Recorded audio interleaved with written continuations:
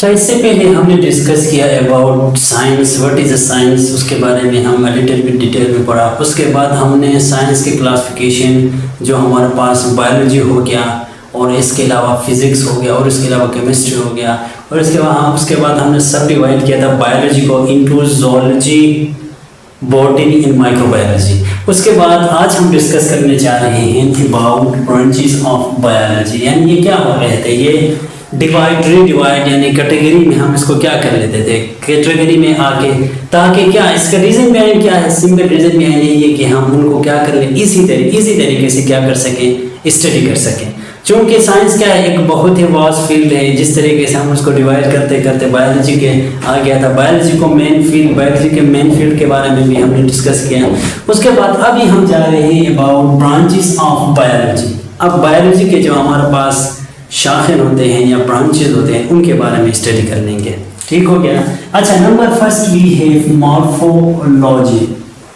अब जो हमारे पास मॉर्फोलॉजी होता है, it is a branch of biology in which we study about the outer appearance, यानी किसी भी लिविंग ऑर्गेनिज्म की जो हमारे पास आउटर अपीयरेंस होता है उसके बारे में हम क्या कर लेंगे, मॉर्फोलॉजी में स्टडी कर लेंगे। लाइक मैं आपके सामने खड़ा हूँ, मेरा जो आउटर अपीयरेंस है, मैंने क्या किया हुआ है, वाइट शर्ट पहना हुआ है, यानी बॉडी के अंदर क्या होते हैं, बॉडी का जो आउटर अपीयरेंस है उसके बारे में स्टडी कर लेते हैं, और कलर के बारे में स्टडी कर लेते हैं। मैं आपके सामने हूँ, मेरा कलर क्या है, थोड़ा बहुत रेडिश है, ठीक हो गया, यानी उसके बारे में हम मॉर्फोलॉजी में स्टडी कर लेंगे। इसके अलावा जो हमारे पास शेप होता है, यानी जब हम इंसान को देखेंगे उनका क्या होता है, एक अपना शेप होता है। इसी तरीके से जो हमारे पास दूसरे जितने भी लिविंग ऑर्गेनिज्म होते हैं, हर ऑर्गेनिज्म का क्या होता है, डिफरेंट शेप्स होते हैं, ठीक हो गया।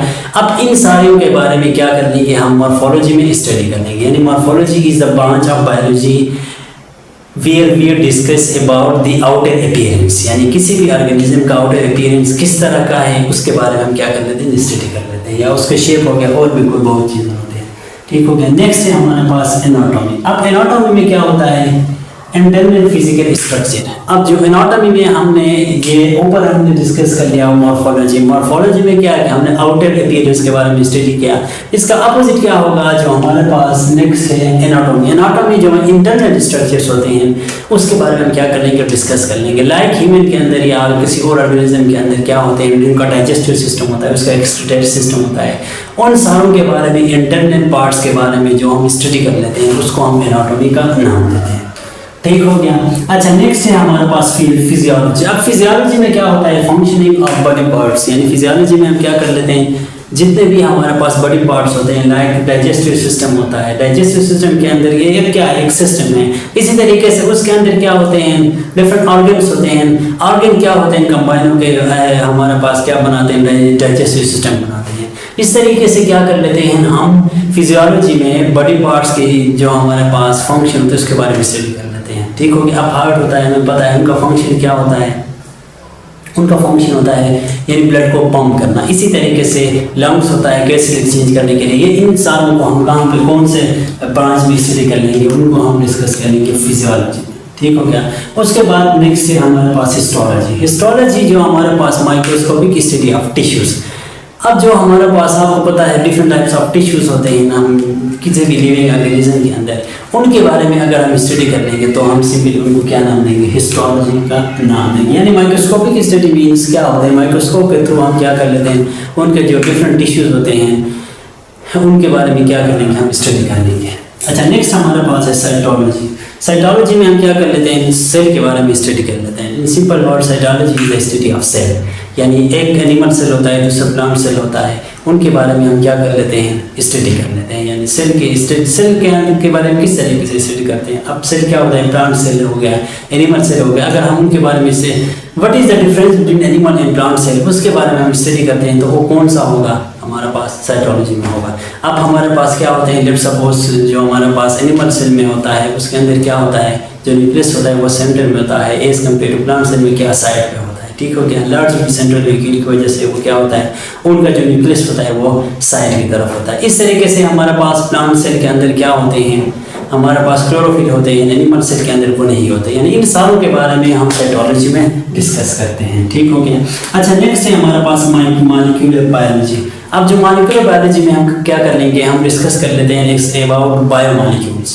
यानी जब हम बायोमॉलिक्यूल्स क्या होते हैं, हमारे पास प्रोटीन, कार्बोहाइड्रेट हो गया, लिपिड हो गया, इनके बारे में हम क्या कर लेते हैं, यानी मॉलिक्यूलर बायोलॉजी में स्टडी कर लेते हैं। यानी प्रोटीन का स्ट्रक्चर किस तरह का होता है, अब अमाइनो एसिड क्या होता है, उसके अंदर जो हमारे पास NH3 हो, अमाइनो ग्रुप, कार्बोक्सिलिक ग्रुप या जो कोई भी होते हैं वो किस तरह होते हैं, उन सारों के बारे में हम किस में डिस्कस करेंगे, हमारे पास मॉलिक्यूलर बायोलॉजी में डिस्कस करेंगे। या कार्बोहाइड्रेट का हमारे पास किन चीज़ों से मिलकर बना है, कार्बन से मिलकर बना है, हाइड्रोजन, ऑक्सीजन, नाइट्रोजन, या जिन चीज़ों से भी मिलकर बना है उसको हम मॉलिक्यूलर बायोलॉजी में स्टडी करते हैं। उसके बाद नेक्स्ट हमारे पास है टेक्सोनोमी। टेक्सोनोमी में हम क्या कर लेते हैं, classification of organisms into groups.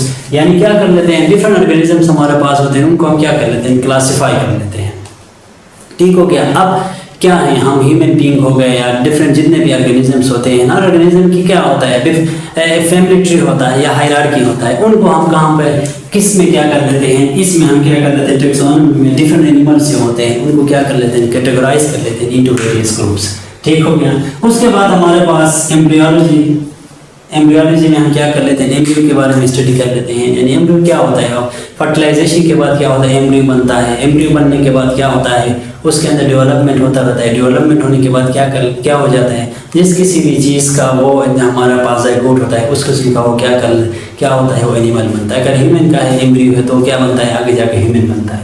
अब ये जो फर्टिलाइजेशन होता है, फर्टिलाइजेशन से लेके हमारे पास एक वेल डेवलप ह्यूमन बीइंग होने तक जो स्टेप्स होते हैं उनको क्या कर लेते हैं, हम एम्ब्रियोलॉजी में स्टडी कर लेते हैं।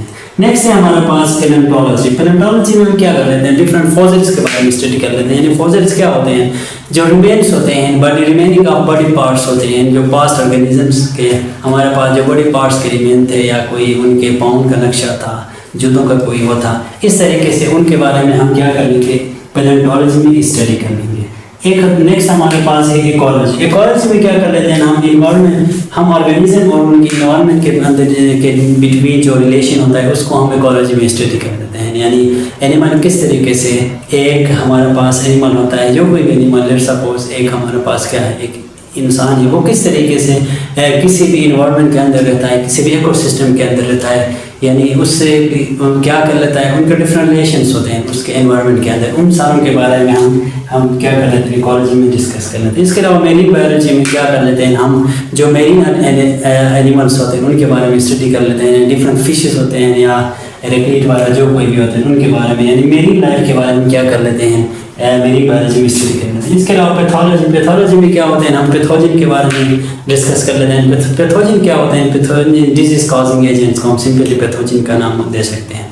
अगर में बैक्टीरिया हो गया या वायरसेस हो गए, इन सारों को हम पैथोजन का नाम देते हैं। यानी जो कोई भी ऑर्गेनिज्म, माइक्रो ऑर्गेनिज्म जो क्या, या माइक्रो ऑर्गेनिज्म या हो गया या लार्ज ऑर्गेनिज्म हो गया, जो क्या कर लेते हैं, डिजीज काज कर लेते हैं, उनको हम पैथोजन का नाम देते हैं।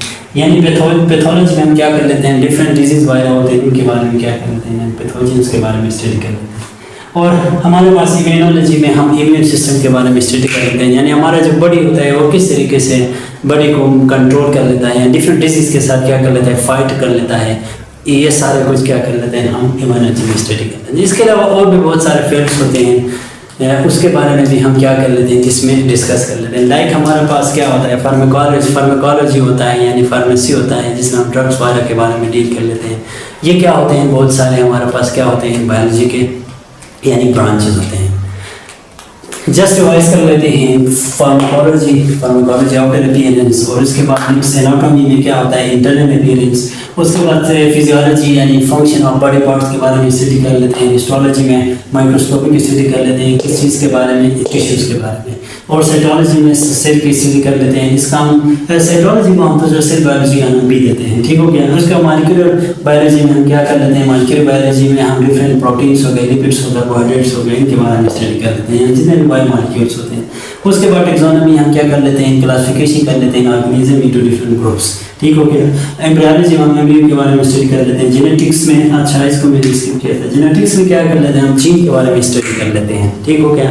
यानी क्या है, डिफरेंट जीन्स के बारे में स्टडी कर लेते हैं या हेरिडिटी मटेरियल के बारे में स्टडी करते हैं। लेट्स सपोज एक ह्यूमन है, उसका बच्चा है, तो वो ह्यूमन जैसा क्यों होता है, ये सारा कुछ क्या होता है हम जेनेटिक्स में स्टडी कर लेते हैं। उसके बाद हमारे पास पैलेंटोलॉजी में डिफरेंट हम क्या कर लेते हैं, फॉसिल के बारे में स्टडी कर लेते हैं। इकोलॉजी में हम क्या कर लेते हैं, इन्वायरमेंट, जो एनिमल होता है वो अपने उनका जो इन्वायरमेंट होता है उसके साथ क्या रिलेशन होता है उसके बारे में स्टडी कर लेते हैं। ऑर्गेनिज्म और उनके इन्वायरमेंट के बारे में किस तरह का रिलेशनशिप होता है उसके बारे में स्टडी कर लेते हैं। मेरी बायोलॉजी में हम जो मेरी लाइफ होता है उसके बारे में स्टडी कर लेते हैं। इम्यूनोलॉजी में हम क्या कर लेते हैं, इम्यून सिस्टम के बारे में हम क्या कर लेते हैं, यानी हमारा body different disease virus pathogen virus होते हैं उनके साथ किस तरीके से डील कर लेते हैं उसके बारे में स्टडी कर लेते हैं। और पैथोलॉजी में पैथोजन के बारे में या डिजीज कॉजिंग एजेंट के बारे में क्या कर लेते हैं, हम डिस्कस कर लेते हैं। आई होप सो कि आपको क्लियर हो गया होगा।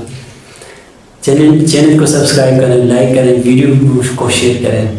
Thanks for watching. अल्लाह।